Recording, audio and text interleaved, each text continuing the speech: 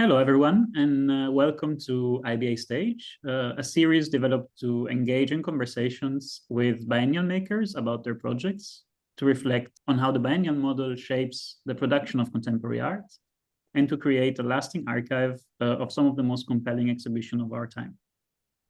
Originally conceived during the height of the COVID-19 crisis as a platform for biennials to narrate their exhibitions when physical access was limited, the series has since proven to be a valuable repository of personal narratives, offering in-depth insights into the making of these large-scale exhibitions. Today, I'm delighted to welcome three individuals who, in different ways, have contributed to this year's 36th Ljubljana Biennial, or to give it its full name, the Ljubljana Biennial of Graphic Arts, which is also celebrating its 70th anniversary this year. A biennial such as Ljubljana clearly doesn't need a lot of introduction. Over the course of 7 decades, it has witnessed regime changes, shifting attitude towards art, an evolving geopolitical position of Slovenia, its art scene, but also the change between a medium-specific and more generalist biennial. This is something that happened about 20 years ago, when the curatorial turn was taking shape in biennials overall. And maybe this layered history alone is the justification behind the approach chosen in this year's edition curatorially in the Oracle, developed by Chus Martinez, who's here with us today. Hello, Chus. Hello. I want to, maybe take this moment to introduce all three of our guests. So first of all, Chus Martinez, who is a curator, writer, and academic, currently head of the Institute of Art, Gender, Nature, at the Basel Academy of Art and Design. She also serves as associate curator of TBA 21 in Madrid and Venice. She's a board member of CIMAM and sits on the advisory boards of several international institutions. You can read her full bio on the article that we published a few days ago. Joining Chus in today's discussion are two of the artists that she worked with for the Oracle in Ljubljana this year. And I'll introduce first of all Nicole de Lulia. Nicole is a transdisciplinary artist and researcher from Santiago de Chile.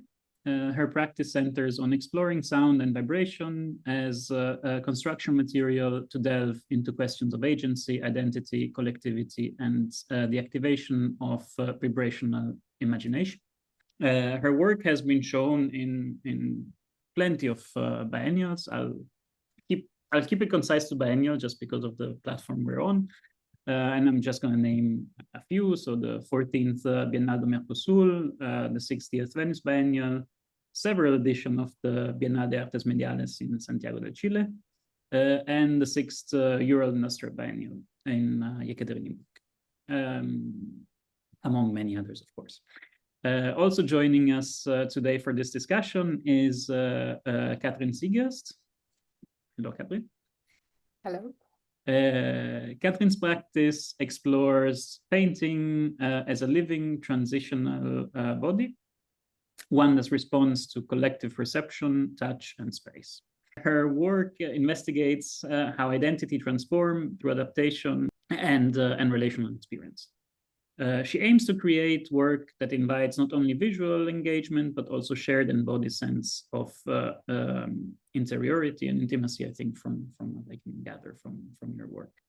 Her work has been shown also in numerous international institutions, such as Kunsthalle Basel, Kunstmuseum Liechtenstein, and Foundation Biennale. Thank you all for being with us today. I really look forward for this presentation, for this discussion, more than presentation. With this, I give you the floor, Chus. Yep. So thank you to everyone for being here, and Christian for the invitation, and of course the Biennial Association, because it's super meaningful. And I think we are gonna structure the conversation in short presentations and then try to enter into a dialogical form. Zoom presentations are quite hard for the listeners, so we try to be as dynamic as possible, and everyone is, of course, invited. And if anyone has a question while we are talking, we are super happy to answer that. So we are here to actually exchange and not to present or represent the institution. So as Christian was saying, the Ljubljana Biennial is one of the longest biennials that we have in Europe, only surpassed by the Venice Biennial. And I just want to start by thanking the team and the institution MGLC that holds to the biennial and to this format for so long, and really honors it and works with it so well.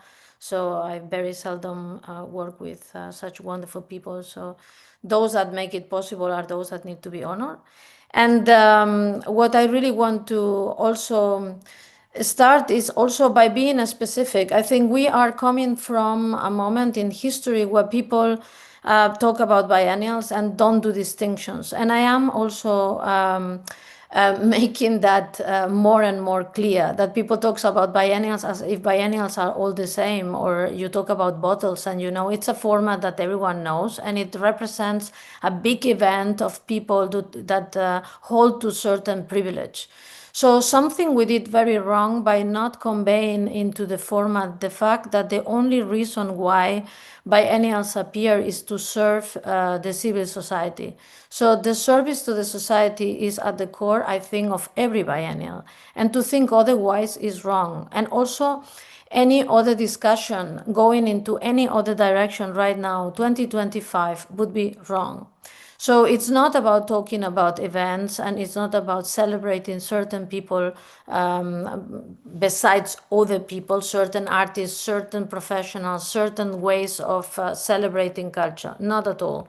It is really about marking possibilities and situating questions that are super important for us. It's Meaning, I spent the last month reading something that I think it's really important, but I don't recommend it anybody to read, which is Hans-Georg Gadamer. Truth and Method is really an excruciating book, but it's super interesting because the book is all about, it was published in 1960, and the book is all about telling us that interpreting, so knowing what's going on, it's a really complex operation that includes history, context, future, and the individual. But in the last decades, and very much so in the last years, interpreting has been becoming something super individualistic, as if every one of us can do it alone and can immediately respond to it. So we have been acting on social media and in the social practice as if every one of us can interpret what's going on and rehearse and repeat, rehearse and repeat, rehearse and repeat. But actually, without taking into account the many other layers that they come, some of them are totally unconscious. So Gadamer says that it's super interesting because in order to interpret the past, you need to be a little bit in the past and stop being yourself. Then you need to be yourself in the present. And in being yourself in the present, you need to acknowledge everyone else that is with you in the present and all the views of those that you may not even share. And then all together with your past and your present, project yourself into the future. So that's probably the main reason why I call the oracle. So when I was explaining why is this gonna be called the oracle, I said, well, because art, and I believe so, it's holding a very particular space that allows us to ask about questions that are very important to us from that place. So because that's a commonsensical thing, where else can you ask what matters to you if not from culture, from art? But to be very honest, at the background of my thinking, it's actually a reprogramming of the logic that goes back to questions of subject matter and agency. To give an example, yesterday night I was reading a really bad article in Freeze magazine that was blaming all the biennials, all, for not actually being political. And then for just saying that people are just babbling without saying that really needs to be said.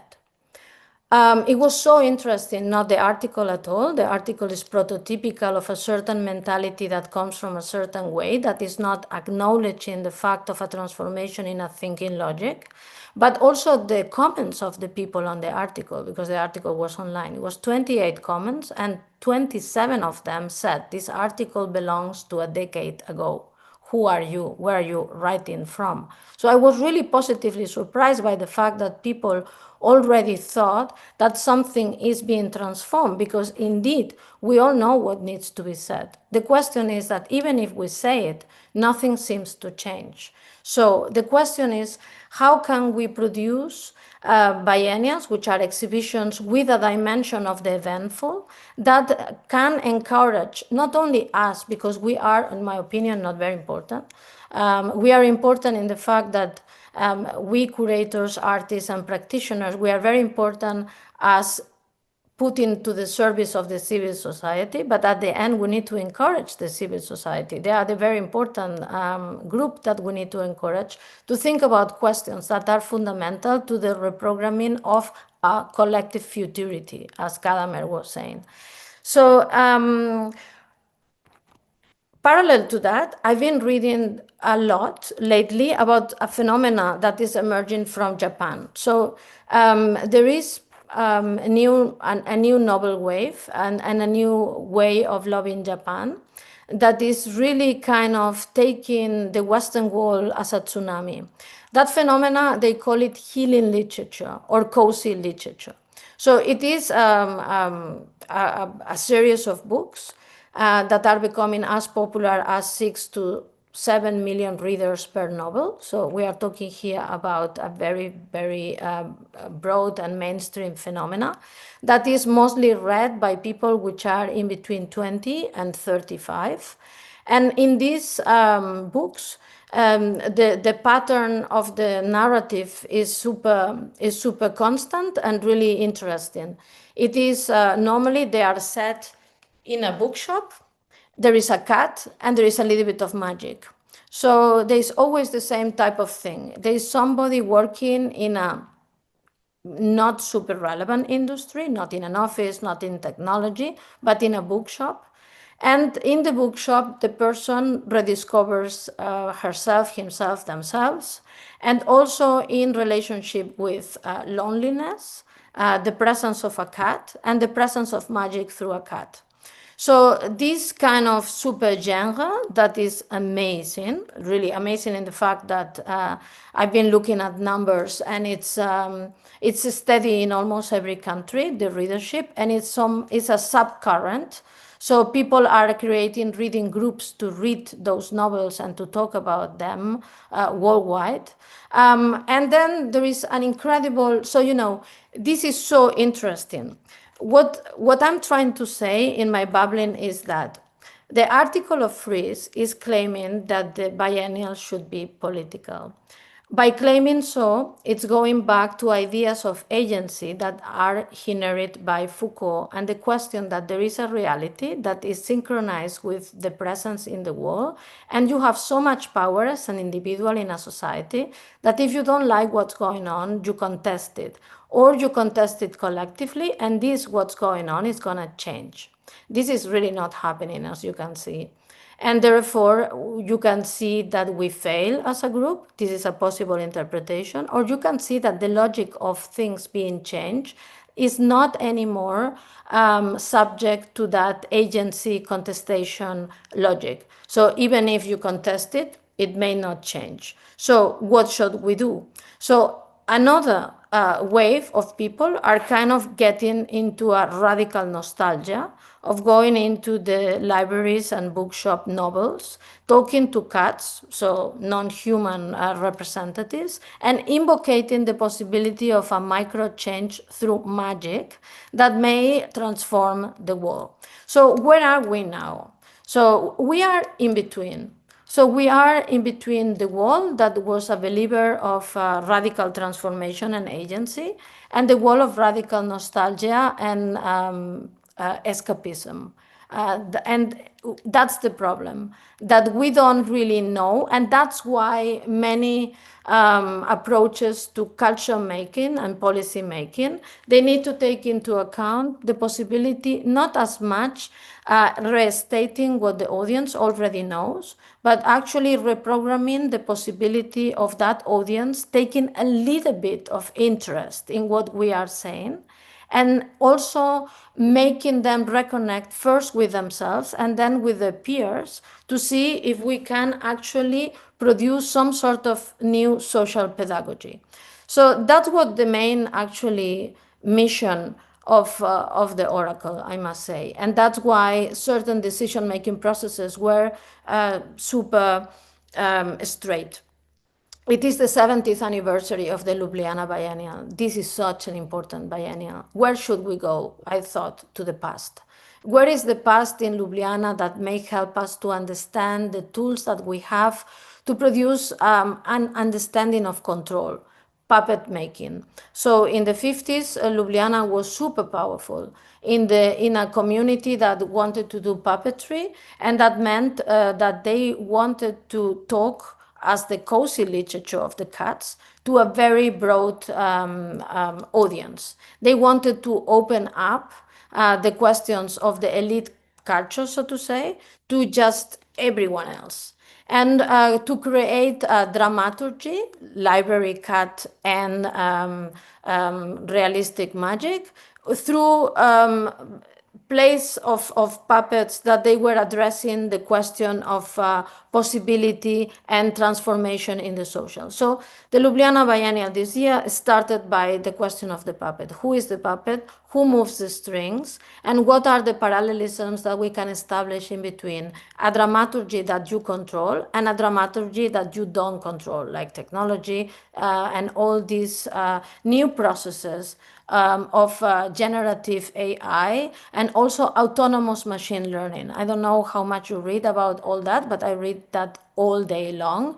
And there is a new talking which is actually polluting our public space, talking about the fact that machines are already able to self-learning processes. And it was a report published in June, 2 weeks after we opened the biennial, saying that not very long from today, the machine may decide to kill us producing a virus. This thing is something that has been going viral. So all these narratives are integrated into the exhibition, and all these narratives are political, because who is moving the strings of such narratives? Is micro-telling, micro-narrating, understanding and interpreting also our tiredness, but also our motivation and the ways that we are both tired and motivated, how this produces a political landscape, the possibility of new artworks, and the possibility, of course, of new discussions. So 25 new productions, more or less. All these works have been produced in relationship with these discussions that I'm trying to describe. All of them have the puppet in them. All of them have the question of control. Who is controlling? Is the control a collective control, an individual control, a compositum control in between the past, the horizon of the present, and the futurity control? And of course, the possibility of coming together to talk about it. Because where else can we wish if not for people understanding that the biennial is part of their lives and going there? So often when I read this text, I discover that people are not taking into account who is going. Is the audience in these exhibitions? Do they really take it as part of their lives or not? And I think this is, something that Ljubljana has been historically doing. The biennial is really part of their political cultural life, and so is the biennial also this year. So the two artists that we invite for this conversation are Nicole Deloulier, that she has been working on questions of dream and sound, and Kathrin Siegrist, that did one of the few. I think there is only because of the size of the exhibition, we use few venues. So we use the Moderna Galleria. You are seeing now pictures of it, direct to Mala now on screen. We Tivoli Mansion, which is on the top of the park, Svitzeria, which is the residency program to the right up of the Tivoli Mansion and the City Gallery.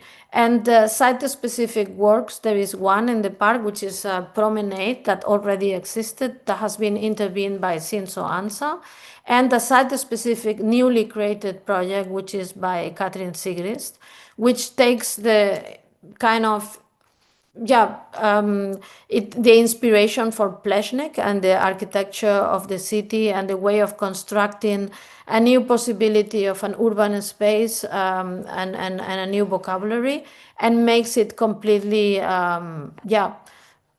particularly collective and soft, and also in relationship to the elements of the weather, so the wind and the sun and the rain and so on and so forth.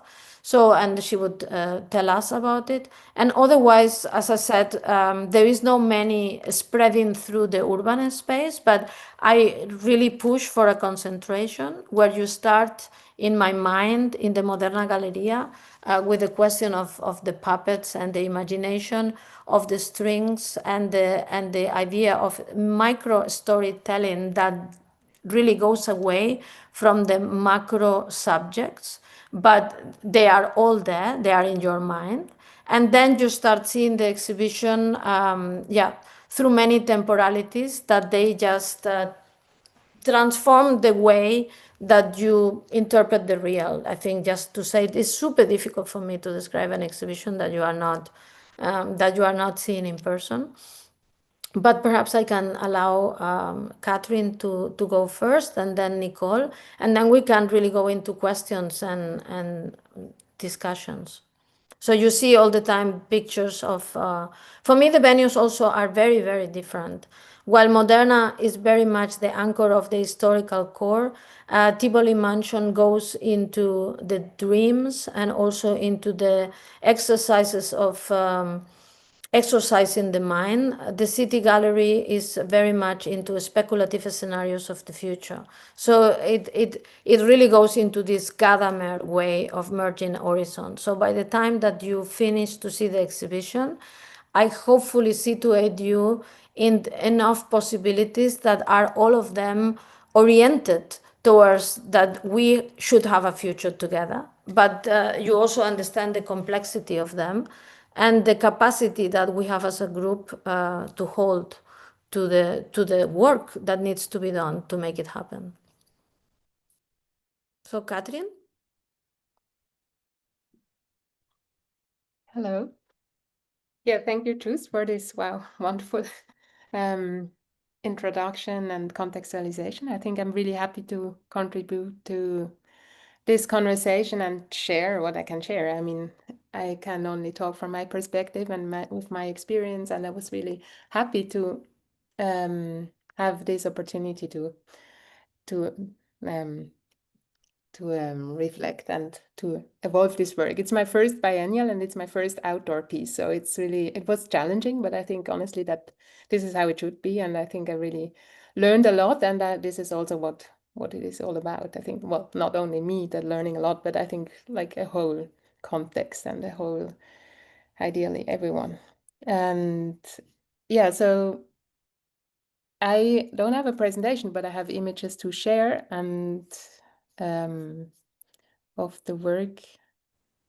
So this is the situation I shaped. I rather like to call it that it is situational and relational. So not so much a work. I mean, of course it is a work, but it is relating to many parameters. And I like to think in structures. So you see the structure is very important. So it is a scaffolding element. So it's reusable steel tubes that hold this textile discarded emergency parachutes that relate to the wind. So the wind actually is a very important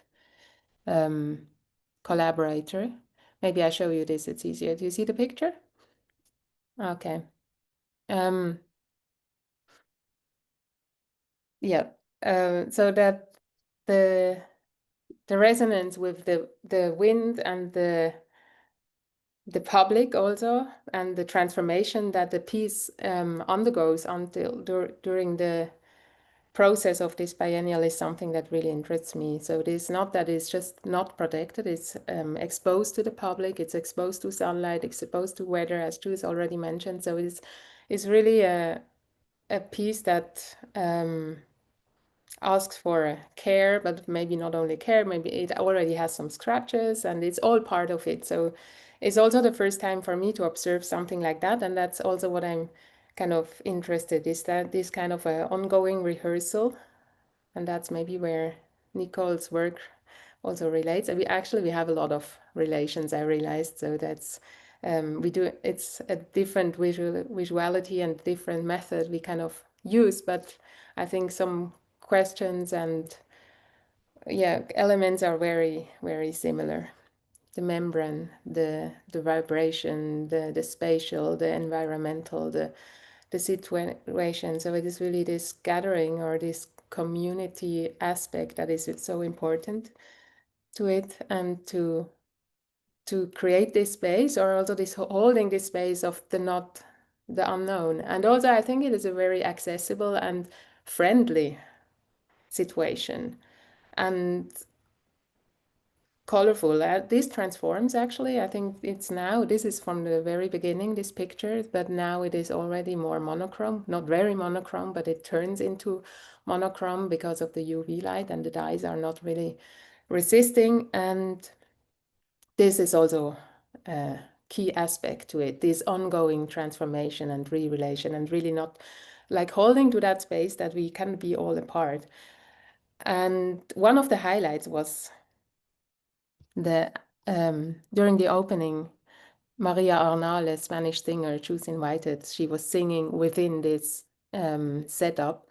And this is only talking about how it can be it is just a proposal to be enacted, or to be like, to happen, like that things can happen within it. So maybe I can share a video of her, but videos maybe don't really work. But she was singing, and also encouraging the public to sing within this, and the breath and the community. It was very spiritual also, which is also something I kind of think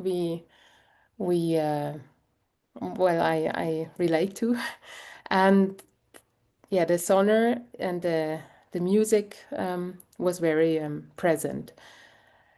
So the sound of the parachute is also kind of recalling on the sound of the ocean. That's something I also discovered on site, and it was not really planned, as many things during the process of this work. So it is something that I was constantly surprised as well, and like relating to the material, relating to the situation, relating to the challenges and everything. So, and there was like this constant trust by you, Chus, also, that is so important. I think this kind of an invisible curatorial aspect that is kind of also, yeah, if you have this relationship, it's reproducing, and I think it's also adding up to a situation of a concept, of an exhibition, of a community of relationships. And yeah, it makes visible also the airflow.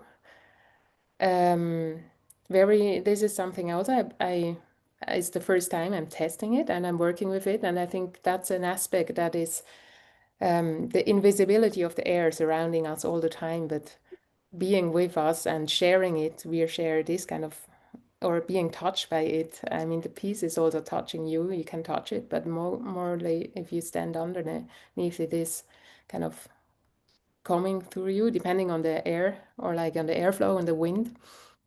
Yeah, there's so much to it. And yeah, and then in addition, I did another piece. Well, actually, it's part of the same series. It's called The Shade We Share 2. You see it? Maybe this one. It is in the Moderna Galleria, shaping like the passage. So this is also a super interesting and key moment, I think, that has this moment of passage, of transformation, where you enter and opening up this kind of structure. And I think one method you can do it is working with contrasts in many ways. So I mean, here you have the very strong and stiff material of the concrete, and the the architectural disposition I was using as a construction. And then you have, in contrast to the soft and fluid and colorful and bright material of the parachutes. And what contrasts to it, I think they open up a spectrum, and that's what I think so important. That is not this kind of dichotomy of things. So there is a multitude of forms and meanings and spaces. And I think this is really something that interests me. And it's also that what the work does, and this is also to my surprise that it works so nice, that it has a form, it has a shape, but with the wind, with uncontrollable forces, it turns into a multitude of forming and deforming and reforming, and it's kind of shaping as a choreography. With this setup and parameters I create or I propose, it constantly reshapes.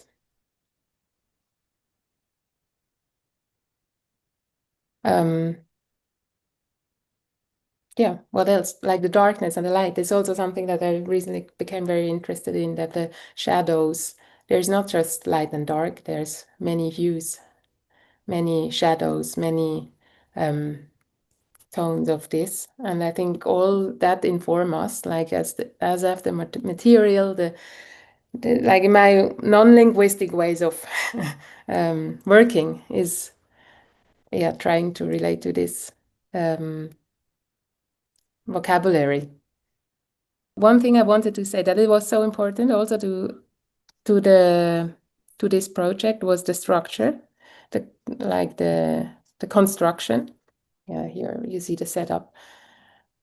But here it is structure. It is taking the shape of a tetractys, like this is a figure like out of, like from the top. If you look at it from the top, it consists of 10 points shaping a triangular, and it's like a mystical or a form also associated with like planetary motion or music is also a relation to Nicole, I think. And I became interested of course, the triangulars are very, like for stability reasons, it's important. And also to Pleshnik, as Chus already mentioned, you have the geometries, these really simple but also complex forms. So I think this kind of spectrum of between simplicity and complexity and opening up how we can deal and shape an environmental situation with these is super important.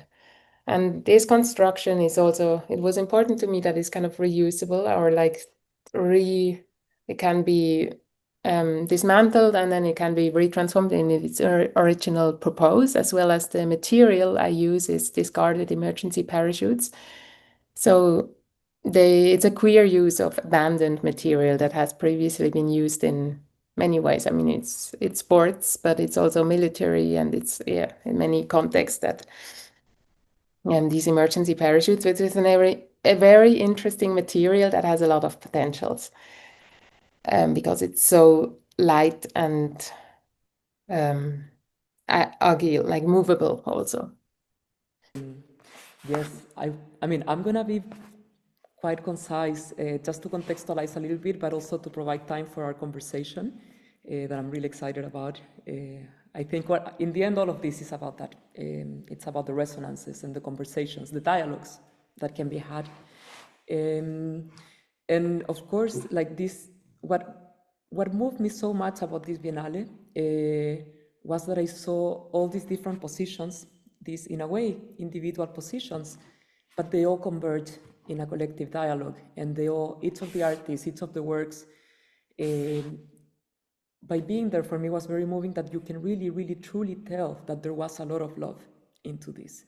And I think that even if it sounds naive for some people, this is what I think is the most important thing right now and what the world really needs. So this is what really is moving me about this project as an overall thing, which is quite beautiful and quite important in that sense.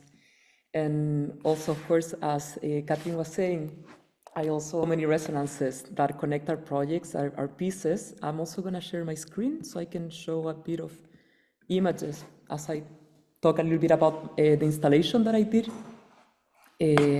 So this installation is called a rehearsal room. And the rehearsal room, as the name says it, it's a place for practice. It's a place where we rehearse reality together. It's based in here physical membranes that are these drums that I call dream drums, that are the main actors or the main entities within this installation, within this system. But it's also, maybe just to say a bit in advance, before diving into the installation itself, and this is what connects really wonderfully with Kathrin's installation, is the notion of the membrane, which is a structure. It's a physical model, like a model structure, but also a conceptual apparatus that I've been working through and developing throughout my research, exploring deeply and understanding the membrane, la membrana as a world of membranes, as a territory, a foundational territory where things are in constant relationship, a territory, an oscillatory territory that can only spawn dynamic encounters that allows us and demands from us to be flexible, to be rubbery, to be vibrational, to actually dive into vibrational languages, vibrational codes, pulsating languages. So in this room, in this installation, you can see this heart-shaped drum, and this is the first dream drum that is actually the entry point. The installation is composed of 3 spaces, 3 stages. That the first one is the introductory one, the one that invites you to a collective improvisation, and the heart is the vessel, is the portal, is the one that it starts to attune you, is the one people can touch it, people can engage with it. There's also these other snare drums and these other entities that are sounding in this space, and the space is filled with sounds that connects us to it's calibrating our brain waves into states of deep relaxation. In this case, the first room is about alpha waves, then the second room connecting to theta, and the last room to delta waves. So this improvisation session, this rehearsal room, is to connect with the world of dreams, because this is also a place where we rehearse reality, but in a way of how can we connect to the world of dreams, to collective dreaming, to collective improvisation. So how can we actually practice reality in a collective way through dreaming together, whereas sleeping together or even daydreaming together, sharing these spaces of levitation of time, of where like realities cross each other, and follow the principles of membranes, that it's actually like a vibrational porous boundary, but it's a connective boundary that can also like connect and separate at the same time. So how can we use these membranes as vessels in a way? So for this installation, I collaborated with 2 friends. My main collaborator was Adam Horowitz. He's a neuroscientist, and he's a dream scientist. So he helped me to understand how could we actually create a space that is attuned to enter into a state of sleepness, a state of dreaming. So we can actually engage in this improvisation session towards the calibration of the mind in outer states of consciousness, crossing the boundaries of both realities, let's say. Then another collaborator was Manaswi Mishra. He's a musician and scientist and an engineer that works with AI and music. And for example, in the room that you see here is the second stage, which is the stage where we enter into a space of dream sharing, understanding that dream sharing practices are the opening door for collective dreaming. And in this space, we have all these membranes and different speakers, let's say. These are called the whisperers, that are whispering a collective dream that was done through research about sounds and dreams, through Dream Report. There's like a Dream Report database where we collected all these dreams about sounds, resonances, noises, sounds that are affecting our dreams from the outside and sounds that are emerging from the inside. So how these membranes of reality are already being crossed, and sounds are this continuity, these membranes that are connecting both worlds and spawning, originating other worlds to come also. So in this place, we listen to this, we listen together, we receive. And in the last room, this final room, it's a room where it's actually a space where the invitation is to lay down and listen. To the room is very, in this case, is more intimate. The floor, it's a full mattress of acoustic foam, so it's a soft room. There's these pillows that are also having some sonic layers, such as like this whispering, purring, breathing pillows. So every person is also being held by this other layer of sound that is part of the composition, and through these speakers that are coming from the ceiling, it's filling the room as a womb that is like containing you and calibrating you into a space of like a pause, a deep relaxation and deep sleep. Now the invitation is, of course, many people during the opening that I happened to be there. I'm very lucky to have been there. Many people actually fell asleep there, but also many people did not fall asleep, and it's okay, because the whole project is not about forcing a behavior. It's more like about attuning into possibilities. And in this case, even to stop for a second and being in a space of togetherness, being open to listening to each other, like as the improvisation sessions are, for me, like a super political important place. It's a model for society where we listen to each other in order to emerge together. So this is foundational for me, and through this invitation to do it through dreams, we engage yet into another stage also of consciousness. And even like daydreaming is important in this dreamless era that we live in. So it's more like an invitation to be aware, to start practicing, and then we can continue practicing also in our other spaces. Maybe I think I have a little video of a very brief improvisation session with the heart dream drum, so you can have a sense of the dynamics, the fluidities.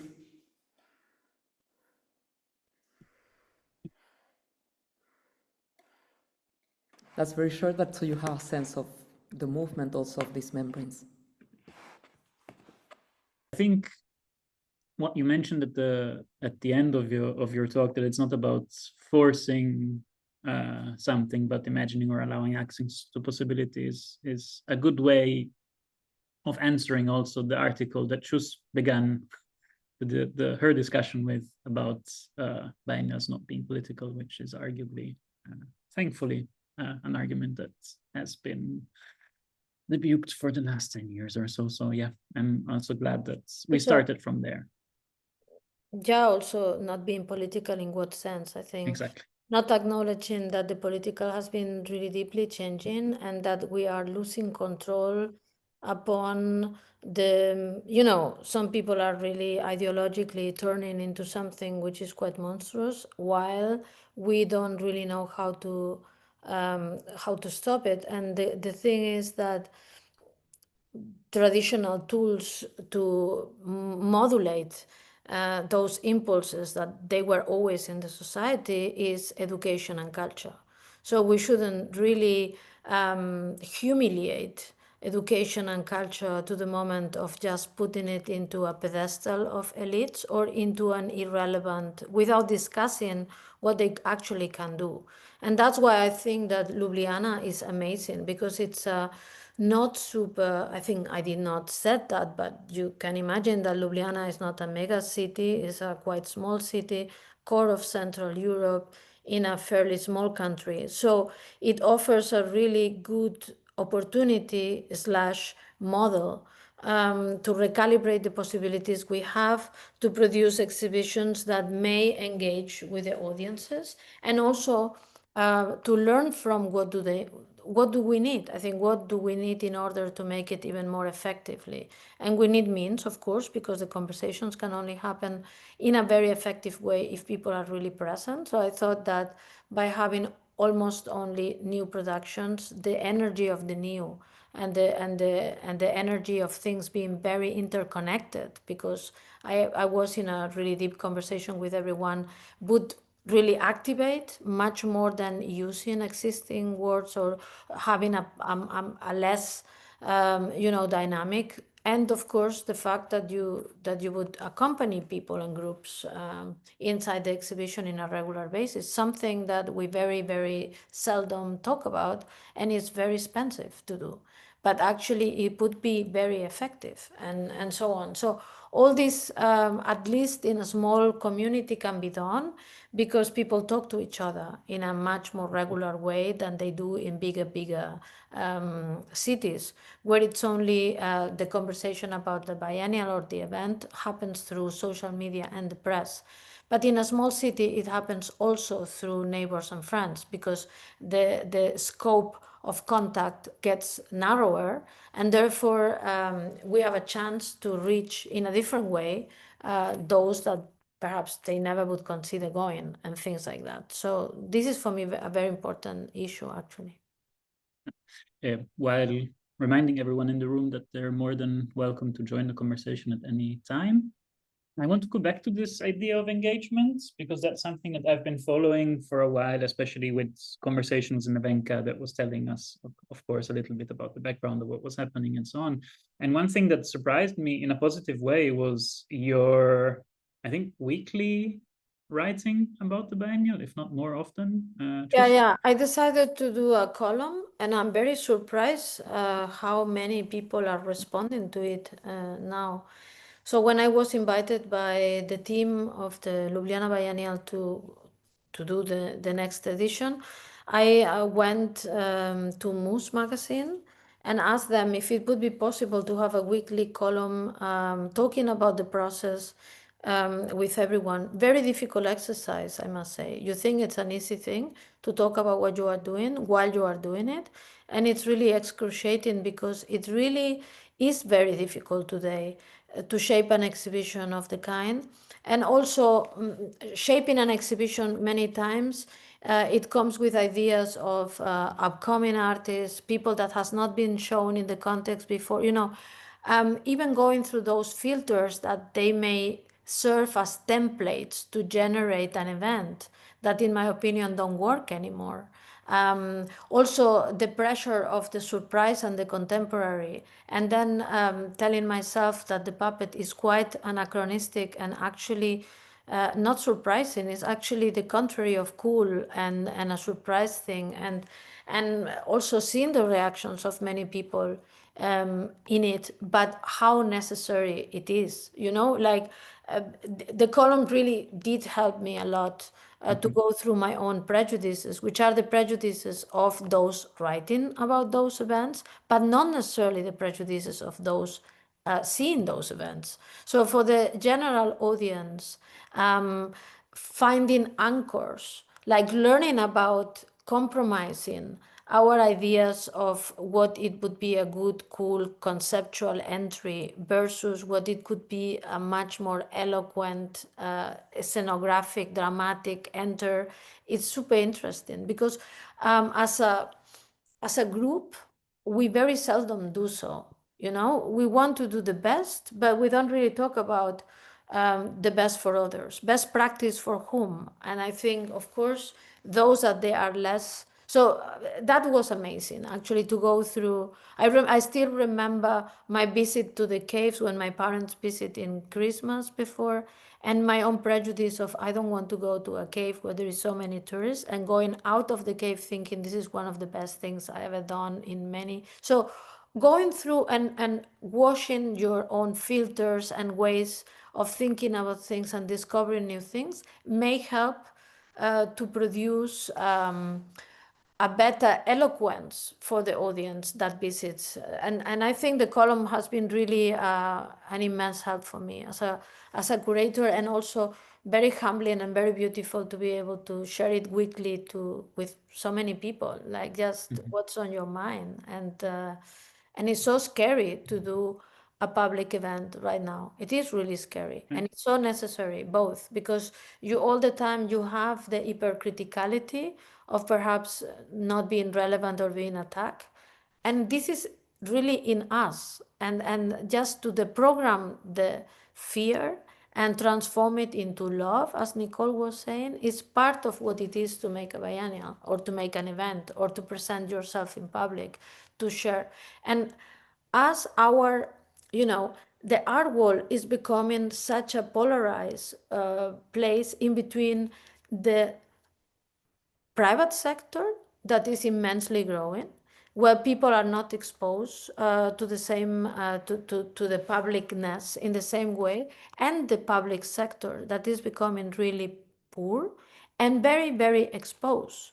So so often I find myself surrounded by professionals like me, where people starts to asking for more, while at the same time you can sense the powerlessness that we have because we don't have means or power as such, in the sense richness, and also how the media and everything is entangled into this dynamic, and we don't really talk that much about it, but many people that mostly work for the private sector, they are not exposed to the same. I think at the end is the public sector exposed to the public, and this is also something very particular to this part of the century that was not like that 20 years ago, because the public sector was a little bit more robust and a little bit more hybrid. But even those hybrids of, for example, match funding are going away, and we are becoming more and more alone with the cities that don't have the money, with the countries that they don't have the budget or claim not to have the budget, and so on, and with a new discussion about rearming our countries and investing more in the weapons and less in culture. And this is a debate that if you follow it all through Europe, I'm only here talking about Europe, it's like that. So everyone is talking about this dichotomy in between weapons or culture. So yeah, I mean, I want to, yeah, I mean, I think this is a longer discussion about, again, politics in art and what we intend in it, and I think I want to go back to it in a way by holding on to that image of washing yourself, of humbling yourself somehow, no? And like reframing your position, which I think goes well with what you were talking when you were talking about talking with cats in the Japanese cultural thing. Cultural posting literature wave. Literature, exactly, which I would extend to as someone that shares the life with a dog, with dogs, but you can also talk with plants. I used to talk with plants when I had a balcony with many plants. So anyways, engaging with the non-human, engaging with, or as Kathrin said it in her presentation, in rendering visible something which isn't visible, no? In engaging with something which is there, but we're not engaging with. And I think those two things are somehow in line.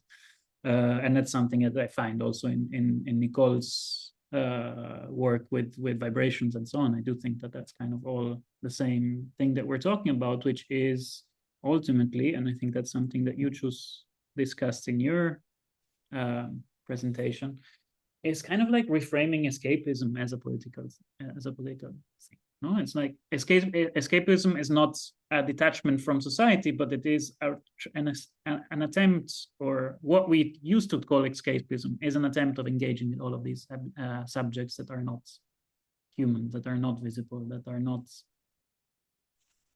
the usual political subjects that we're talking about. Let's say, it is a complicated question because we are facing enormous amounts of masses that they want to avoid facing certain situations. So escapism has its problems, but of course we need to go to the core of why people cannot face certain things. You know, we can't really not humiliate or just dismiss. We really need to understand and reactivate, because they are active into this. I think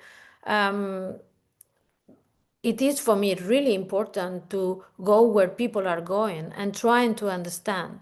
And I think that the biennials are also ways of interpreting what's going on, not only ways of projecting our wishful thinking.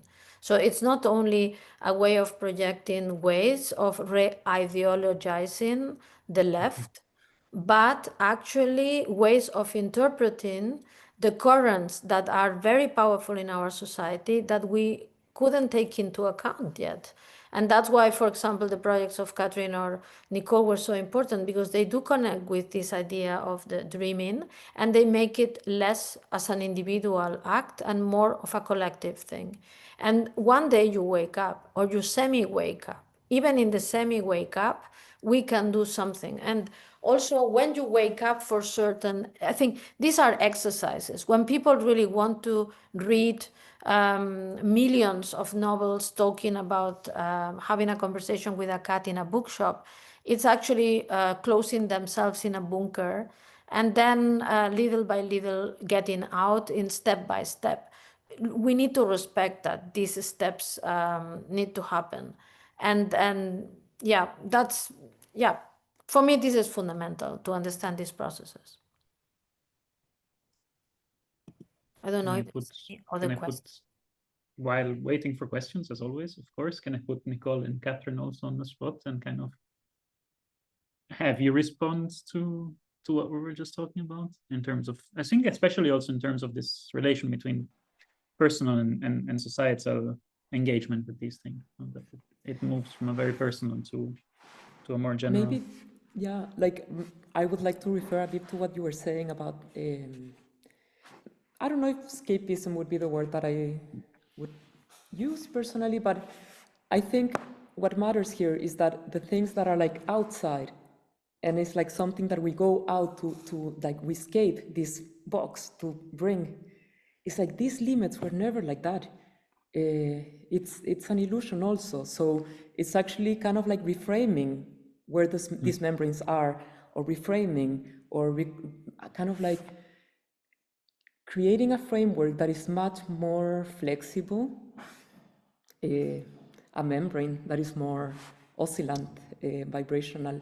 So these worlds are never super static, they're not so rigid, they're not so concise as we think they are. Because if we observe anything, even like really, really concrete architecture, these are all membranes that are dancing with reality, with the forces. It's a transductive energy. So I think it's also like understanding that we can bend these walls. And as we can bend these walls, we can also like create systems that accommodate further things that in certain some thoughts or certain logics are seen outside. So it's like mending, creating these flexibilities to also include. Yeah, and I don't know if including is the word, but yeah. No, but I think it's super important what you are saying, because at the end it's all about, you know, the question of attention and the fact that it is an attention, but it's an attention that is not focused. It's an attention that demands the action of the body, and it's not this ultra-focused capitalist attention on something, topics, situations, or others. It's just much more fluid as an exercise. And if we would really wake up doing this exercise of relating, moving, listening, relating, moving, listening, then of course after a while we would know more about ourselves and others. And that's something that is missing because we are also not using our bodies the same way that we used to 50, 60 years ago. Even seeing an exhibition for many people is really demanding, because the physical act of going through a space with the eyes is something that people are not doing anymore in the same way. So it's so interesting to reflect on even that. Like the visit is not as pleasurable as it used to be 50, 60, 70 years ago when the Biennial started. Probably was a pleasure to go just with your body, with others, through spending hours. Today, those hours, they seem excruciating if you are standing, because you sit so much, because you have the screen in front of you. You don't move with your body from image to image. The image moves to you. So, you know, to even reverse the logic of how technology has been shaping our social movements, it is really important.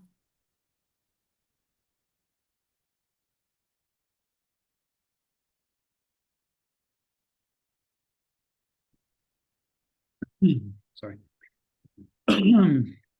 Yeah, I mean, I think in a way, and I think that's also what I found so compelling in Kathrin's work. It's the materiality of this movement. I mean, you were talking about the presence of the body, but I think it's also the materiality of the movement and that's valid, I think, very much also in Nicole's work. But in Kathrin's, I really felt it in sense of this, especially if we see it within a painterly tradition, let's say. If you see that movement as an extension of that. And Kathrin can say it better, but I think till we install the work, we had no idea if it's gonna work. I think it's always this immense surprise. What if nobody goes and touches? You know, it's always a big surprise when something works or not. So it's an immense discovery, no, Kathrin?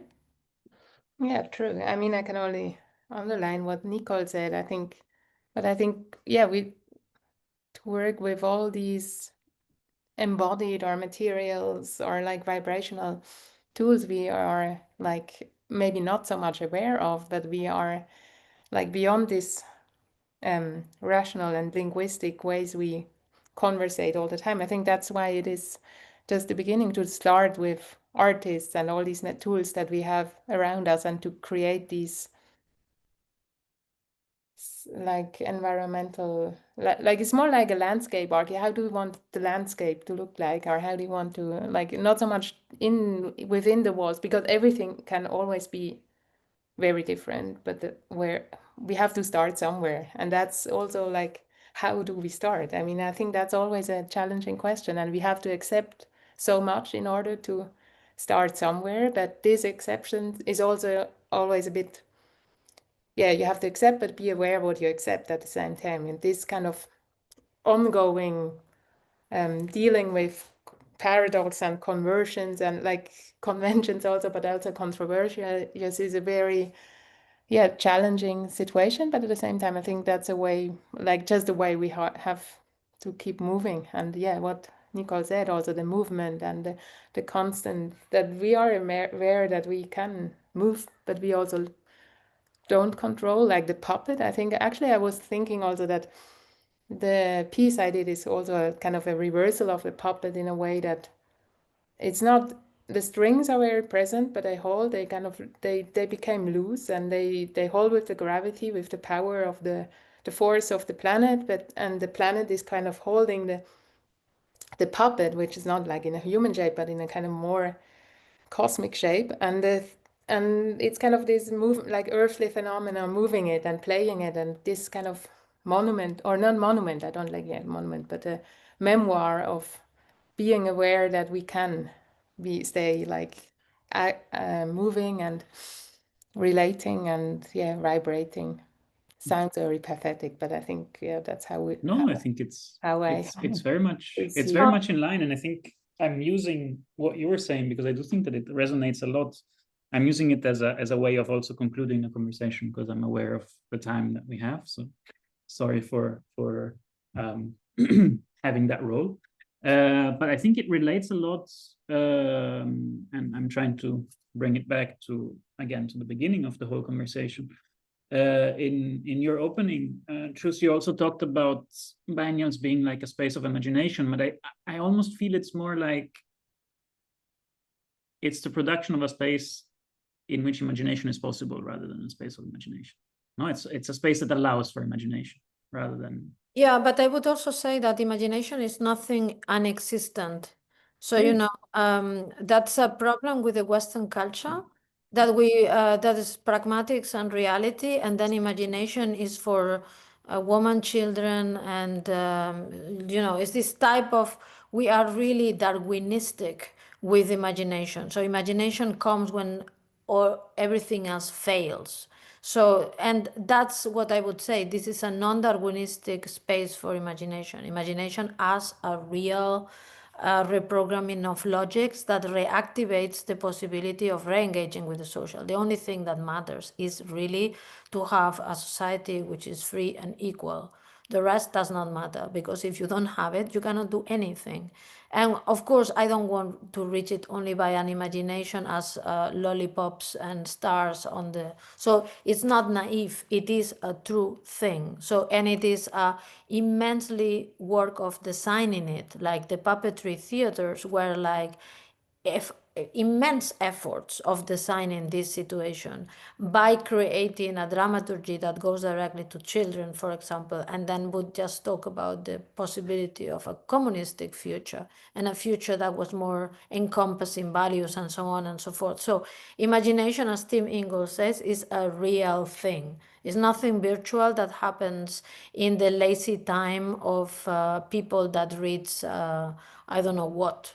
adventure novels. So and all these prejudices, and I'm saying very clear, are gender bias, class bias. So imagination is also not for the wealthy, that they can afford not to face the problems of the unwealthy, not at all. So we really need to go out of these binaries of imagination. So a non-binary imagination, yes. So it's an imagination that is an active way of preserving our mental health and reactivating our social tools. I think that's a very beautiful way of ending today's discussion. Yeah, allow me 1 minute to thank everybody, both in the audience and of course, most of all, the three of you, for a very engaging discussion. I do think that this idea of imagination that you're talking about is something that we all need to engage more with and reflect. Yeah, with this, I think we can conclude today's IBA stage. Thank you so much. Thank you to all of you. Ciao. Thank you, bye.